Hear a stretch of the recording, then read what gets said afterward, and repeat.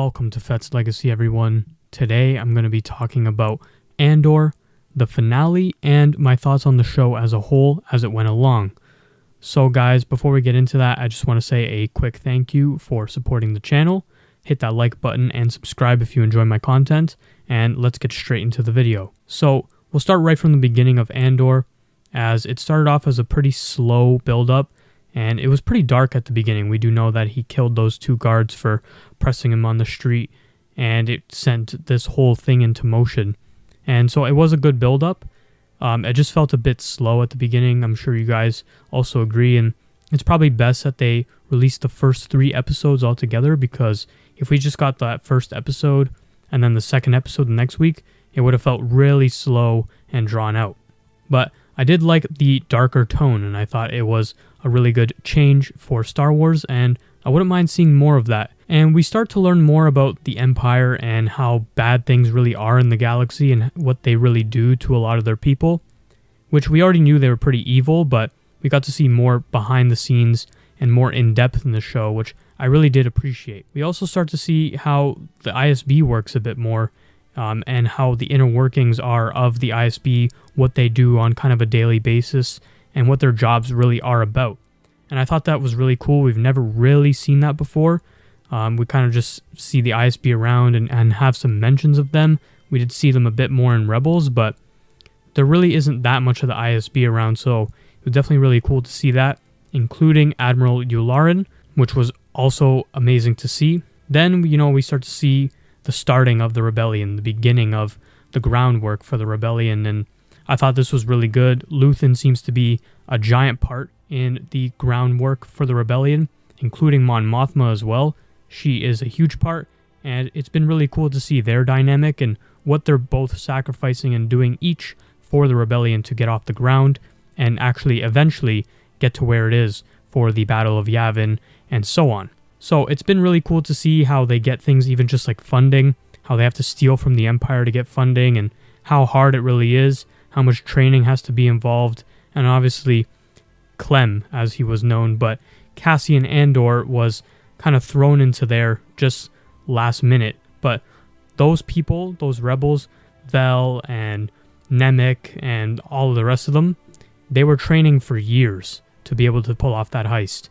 I do think that they were a bit underprepared, especially because they had no way of getting out of there without Cass. So that was pretty crazy. Like, you're relying on this guy who you don't even know to just come in and actually just fill out this job for you. And they were so skeptical about him, but they had no other way of getting out without him. So that was a bit kind of shaky writing for me, and a weird little plot hole, I think. Like, they're so against him being in, but without him, they're screwed and the plan fails. So that was a bit weird to me, but Cassian went in and he did what he did best. He took control, he took the lead. We start to really see how he becomes the Cassian Andor that we know in Rogue One, and how he becomes a real leader and actually kind of takes over for Vel in certain points, and even later on for Kino, how he is kind of the silent leader in behind the front guys, kind of taking most of the credit and giving the orders in public. But when it comes down to it, and you need someone in the moment to have their head on straight, think proper, and make a real plan and follow through, Cassian Andor is that guy, and he's actually one of the best leaders we've seen in Star Wars, I believe. He's just a different kind of leader than most of them. So that was definitely very cool to see. We got to see a little bit of the Senate. I do think that maybe we should have seen a bit more of it and seen some more characters. It did seem pretty empty, and many people just don't care about the Senate anymore. The Empire really does whatever they want, and many of them are just comfortable in their spots, and they don't really want to challenge the Empire because, first of all, it seems like a losing battle. You're really getting nowhere, and that's why Mon Mothma has resorted to doing what she's doing to actually fight back against the Empire. But I just feel like it was a bit underutilized. Like, maybe we could have seen Bail Organa as well in the show. I was kind of hoping for that, as he is also a big part of the rebellion and a big part of the Senate and fighting back against the Empire. And Jimmy Smits was just on for the Kenobi show. I feel like he probably would have been happy to come back and do this. So that was a bit disappointing to not see Bail Organa at all. I thought that would have been really cool. and see maybe he's taking a different approach. We see Saw Gerrera taking a certain approach against the Empire. We see Mon Mothma taking a certain approach against the Empire. We see Luthen taking a certain approach against the Empire. I feel like it would have been cool to see Bail Organa take on his own approach and kind of have all four of them in the mix, but that's just my personal thoughts. You guys know I love seeing old Star Wars characters from shows and movies that I love from previous Star Wars projects. I feel it connects the universe better. I don't think it's just fan service and a cameo for no reason. I think it helps connect the universe. It helps us see the universe in a real scale of what we're talking about here. Like, seeing Bail Organa is big. Like, when you're talking about the Senate and you're talking about the beginning of the rebellion, I feel like Bail Organa would be there and he would be involved. And it helps kind of show how big things are with the rebellion and how people are trying to fight back when Bail Organa is also involved, a character that we know is, massive in Star Wars. So I just feel like the show kind of lacked a little bit of that overall, not just with Bail Organa, but I felt like in at least the Senate, we could have seen Sly Moore. They mentioned her by name. Like, why couldn't we see her? Masamida would have been cool to see in the Senate. And of course, going along with both of them, Palpatine. I feel like we should have seen Palpatine at least once in the show. He's a major part of the Empire. They mention him a couple times. He's huge in the Senate. He's everywhere. So even if it was just like a small cameo on, a giant billboard or like a hologram or something, I feel like we should have seen Palpatine at least once. Just my personal feelings. But I also think that the ending didn't hit as big as I thought it would. It was cool. The fight scenes were great. The action was good.